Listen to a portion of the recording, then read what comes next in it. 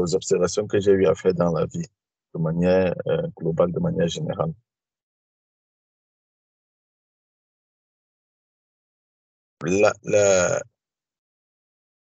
L'amour pour l'hospitalité, ou bien la générosité, ou la bonté, ou la bienveillance, sont des éléments qui viennent généralement du fond du cœur. C'est-à-dire, on n'apprend pas à quelqu'un à ne pas être égoïste. On n'apprend pas à une personne à ne pas être égoïste. Toi, tu l'as dans ton cœur, soit tu ne l'as pas. Il y a des gens qui ne savent pas donner. Quand je parle de donner, je ne suis pas en train de parler de donner le matériel ou de donner de l'argent. Il y a des gens qui ne savent pas donner de leur argent, ne savent pas donner de leur matériel, ils ne savent pas donner de leur temps, ils ne savent pas donner de leur amour, ils ne savent pas donner de leur affection, ils ne savent pas donner de leur nourriture, ils ne savent simplement pas partager avec les autres. Et ils sont simplement comme ça. Faites tout ce que vous allez faire, vous n'allez pas pouvoir les changer. Parce que peut-être quelque part, on dira peut-être que non, ils ne sont pas ils ne sont pas appelés à cela. Je dis dans le monde comme dans l'Église comme dans le monde, je suis en train de parler de manière générale. Mais il y a des valeurs que on ne devrait pas enseigner aux gens. Il y a des valeurs qui sont naturelles. Il y a des valeurs qui sont naturelles. Et même quand on parle des égoïstes, il y a même dans le couple, il y a des égoïstes qui sont dans le couple. C'est-à-dire des gens qui, dans un couple, ils ne pensent jamais à l'autre. Ils ne pensent qu'à eux. C'est-à-dire quand il faut manger, il se rassure qu'il a mangé. Il s'en fout si son partenaire a mangé ou pas. Quand il faut, faire toutes les activités du couple, il ne pense qu'à lui. Lui d'abord et l'autre non. Ce n'est pas intéressant pour lui. Donc moi, je pense que quand on n'est pas égoïste, on ne le mesure pas seulement au niveau de l'Église. On le mesure de manière générale. C'est comme un don. C'est un don, parfois, mais c'est comme un appel. Vous allez voir les gens que vous allez rencontrer dans le monde, ils ne sont pas chrétiens, on ne leur a jamais enseigné. Il faut prêter attention à la douleur des autres. Ils n'ont jamais eu un enseignement là-dessus. Mais ils ne peuvent jamais s'arrêter. Ils ne peuvent jamais passer sans s'arrêter quand ils voient des gens souffrir. Ils ne peuvent pas passer ça et continuer pendant qu'ils voient des gens souffrir. Et pourtant, tu verras même dans l'église, quelqu'un qui passe et il y a une personne qui a une panne au bord de la route. Et il va continuer, il va s'en aller, il va dire que il y a les services de secours qu'on peut appeler. Mais quelqu'un qui a en lui qui n'a pas en lui cet esprit d'égoïsme-là, il va s'arrêter, il va chercher à savoir comment ça va, il va même son programme même, il peut m'arriver à arrêter ou annuler complètement pour d'abord trouver une solution pour la personne qu'il a trouvée là. Parce qu'il a ça en lui. Le don d'aimer, le don de partager, le don d'hospitalité, le don de charité, la générosité. Tout ça, c'est un appel bien aimé. Le frère Bertrand a pris un exemple tout à l'heure avec la viande. On peut croire que c'est un exemple banal. Il y a des gens, même jusqu'à dans les églises qui ne sont pas capables de prendre de leur nourriture, un bon plat de nourriture pour donner à quelqu'un. Il y a des gens qui ne sont pas capables, quand ils vont rendre visite à leur bien-aimé, de leur apporter quelque chose qui a une valeur.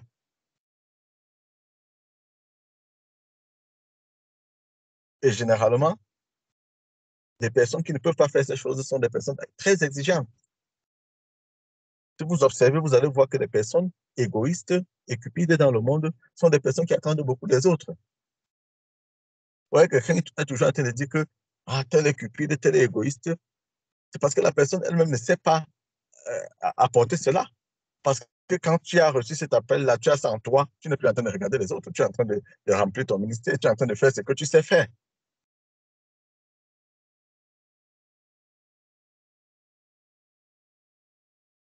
Donc, moi, je crois que bien-aimé, soit on a certaines valeurs en nous ou on ne l'a pas. Il y a des choses qu'on ne force pas. Tu ne vas pas commencer à dire que, OK, il faut que je fasse un agenda maintenant. Je vais aller chez tel frère et chez tel autre frère. Je vais peut-être envoyer tel paquet à tel frère ou à telle personne pour qu'on ne dise pas que je suis égoïste. Non, ce n'est pas comme ça que ça marche, ces choses-là. Ce n'est pas comme ça que ça marche. Quand vous avez le dépôt en vous, vous le manifestez sans qu'on ne vous dise, vous n'avez pas besoin d'un agenda, vous n'avez pas besoin d'un protocole. C'est naturel. C'est naturel. Donc, bien aimé, je pense que nous devons essayer de faire ce qui est bien. Faisons ce qui est bien. Et maintenant, si les autres autour de nous ne font pas ce qui est bien, ce n'est pas notre problème. Laissons Dieu les juger. Mais toi, remplis bien ton ministère. Si tu crois que tu es appelé à vivre ainsi, vis ainsi. Nous ne pouvons pas fermer les yeux autour de nous. Nous fermons les yeux face aux difficultés des gens, face aux problèmes des gens. Nous fermons les yeux parce que c'est trop facile de dire qu'ils sont des païens. Et entre-temps, parce que nous sommes allés rendre visite à 2, 3 frères, nous disons que pour cela, nous ne sommes pas égoïstes. Non, non. Quand tu as le dépôt en toi, tu le manifestes pour tout le monde. Tu le manifestes pour tout le monde. Le Seigneur nous l'a montré, pour terminer, bien aimé, le Seigneur nous l'a montré avec l'exemple du bon Samaritain. Ce monsieur, cet individu que le brigand avait tapé, volé, dépouillé, j'étais là. Le bon Samaritain qui est passé là, il n'a pas cherché à savoir est-ce qu'il est de mon assemblée, est-ce que c'est quelqu'un avec qui je prie, est-ce que c'est quelqu'un qui rend même souvent aussi visite aux gens, est-ce que c'est quelqu'un qui s'arrête pour au moins prêter attention sur les douleurs des autres? Non, il n'a pas tergiversé, cogité dans tous ces sens-là. Mais parce qu'il avait le dépôt en lui, il avait ses valeurs en lui, c'est de manière naturelle qu'il a mis cela en pratique. C'est de manière naturelle. Mais les hypocrites, comme on en a beaucoup aujourd'hui dans le monde, un est passé et il a dit qu'il était, oui, je ne sais pas, il était quoi, prêtre ou de quoi, et ainsi de suite, il a continué son chemin. Donc, bien aimé, remplissons, si tu crois que tu as cette valeur en toi, tu crois que tu as cet appel en toi, remplis ton ministère. Même si les autres ne font pas ainsi, toi, fais ce que tu sens que Dieu t'appelle à faire. Partout où besoin se pose, dans l'église comme hors de l'église, exerce cela. Parce que c'est un dépôt qui est en toi et Dieu te l'a donné pour l'humanité. Amen. Amen. Amen. Que le Seigneur te bénisse pour ton intervention. Il nous reste une petite minute. On va prendre l'intervention du frère Bertrand en vitesse. Il y a aussi une petite question qui est née de ce côté, mais vraiment en tout cela, 5 minutes. Amen. Excusez-nous pour les petites 5 minutes déjà dépassées. Frère Bertrand.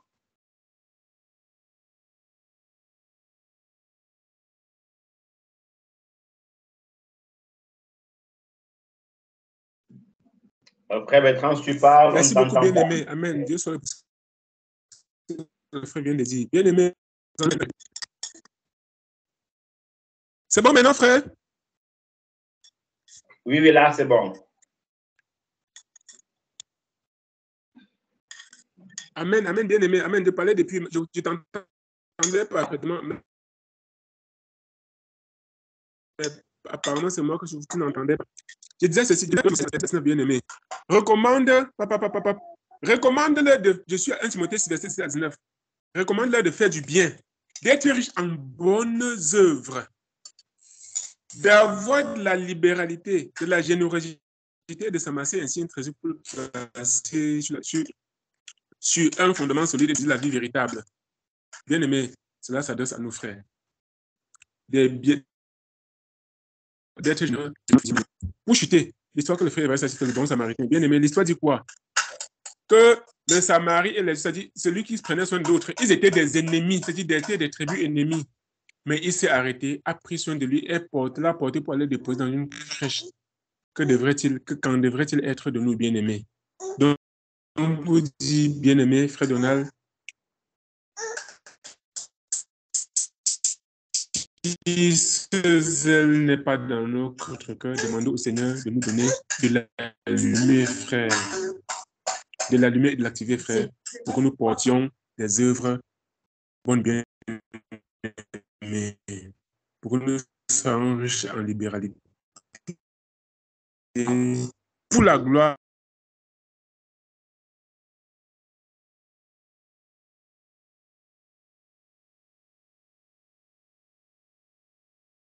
La connexion vacille un peu du côté frère Bertrand. Donc, en attendant qu'il revienne, je crois qu'il a quasiment fini. On va prendre en vitesse, vraiment en vitesse, la question de la sœur de ce côté. Amen. Oui, la question, plus ou moins, rejuste un peu de l'intervention Bien aimé. Oui, frère Bertrand. Je ne vous entendais plus, frère. Je voudrais m'assurer si vous avez suivi ma fin. J'ai déjà fini. Oui, on a suivi. Sois béni. Hein. Amen. Oui, donc ma question revenait un peu sur le fait, sur l'avant-dernière intervention, en ce qui concernait le dépôt, en fait, parce que je pense que le frère disait que il y a soit on l'a, par exemple, peut-être de la charité de l'amour, soit on l'a, ou bien soit on l'a pas. C'est un dépôt qui est en nous. Et mon interrogation, c'était est-ce que ça ne peut pas se travailler et se cultiver? Parce qu'il y a des gens qui foncièrement, je pense, ont vraiment ce dépôt-là, qui même de nature sont des personnes généreuses, des personnes hospitalières, des personnes bonnes. Mais je pense aussi qu'il y a des personnes qui peut-être ne le sont pas forcément, ou bien pas au même titre que d'autres, mais étant devenues chrétiennes, le Seigneur ayant touché leur cœur, le Seigneur, par son Saint-Esprit, pousse ces personnes-là vraiment à pratiquer l'amour, peut-être des personnes, disons peut-être des gens qui étaient même chiches dans le monde, que tu connaissais, qui ne peuvent pas dire sa chose à quelqu'un. Mais après, tu es étonné des années plus tard, quand tu le rencontres, comment il est devenu libéral, il pratique la libéralité, l'hospitalité, mais vraiment pas de façon subtile, mais vraiment de tout son cœur, en fait. Est-ce que ce n'est pas aussi ça le travail du Seigneur du Saint-Esprit en nous, à nous changer notre nature imparfaite pour nous pousser vraiment vers la perfection? On voit un peu l'exemple de Lazare, Zachée, qui venait collecter des d'impôts, il l'extorquait même plus tôt. Je ne pense pas que Zachée, c'était vraiment quelqu'un qui pratiquait l'hospitalité ou bien quoi que ce soit, mais par contre, il voulait vraiment tout pour lui. Il prenait, il ne faisait que prendre. Mais quand le Seigneur a vraiment touché son cœur, son cœur a été touché par le Saint-Esprit, on a vu comment il a vraiment fait preuve de largesse jusqu'à dire que ce même acte que j'ai stocké, je veux même leur donner 10. Donc, si peut-être quelqu'un est sur ce chemin en train de travailler et peut-être qu'il voit encore qu'il a les difficultés, qu'il continue vraiment à offrir son corps au Seigneur et peut-être ne pas avoir une mauvaise conscience de dire que bon, peut-être je ne donne pas encore assez, mais si quelqu'un est bien disposé, continue à supplier le Seigneur. Je pense que le Seigneur va vraiment lui donner un peu de libéralité, d'amour, de convivialité, tout ce qu'on veut, s'il est vraiment disposé. Donc, c'était un peu ce que je pense, et en même temps une question pour dire que bon, est-ce que ce dépôt-là ne peut pas vraiment venir du Saint-Esprit qui est capable de transformer nos cœurs, qui dit que je vais vous donner des cœurs de chair à la place des cœurs de pierre? Est-ce que ce n'est pas aussi un travail que le Seigneur peut effectuer en nous? Amen. Amen, amen, amen. Que le Seigneur te bénisse pour ton intervention et ta question en même temps. Donc, le frère qui est intervenu, donc le frère a eu un problème de connexion ou de partie, mais toujours c'est que je pense que la majorité est un peu convaincant, comment d'accord qu'il y a des choses, en fait, c'est le Saint-Esprit qui les apporte. Maintenant, pour des cas vraiment très, très exceptionnels, à des personnes très, très, je dis bien, très éloignées de manière exceptionnelle, ont déjà en fait ces cœurs-là. Comme on se souvient d'une mère qui s'appelle la mère Teresa, qui s'était vraiment livrée corps et âme pour aider les pauvres. Donc, mais sinon, tout dans la vie, c'est le travail. Oui, vraiment, 5 secondes. Sébastien, sois béni. Amen. Le chrono est lancé. C'était juste pour dire, bien aimé, que effectivement, l'enfant de Dieu est transformé par la parole. Je ne peux pas citer le nombre de choses que je fais aujourd'hui parce que je suis enfant de Dieu que je ne pouvais pas faire autrefois. De même en est-il pour ces éléments. Amen.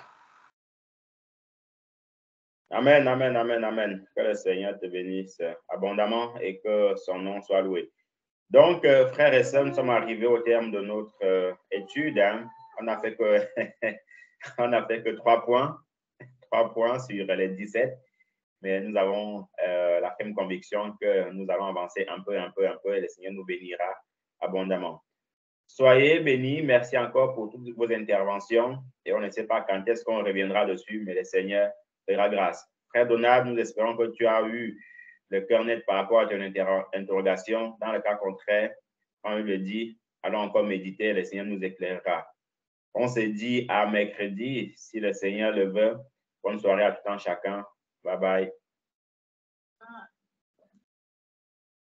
Amen. Bonne soirée. Bye. Bye, bye, bye. Que le Seigneur nous bénisse. Amen. Amen. Bye bye. Bonne soirée à tous.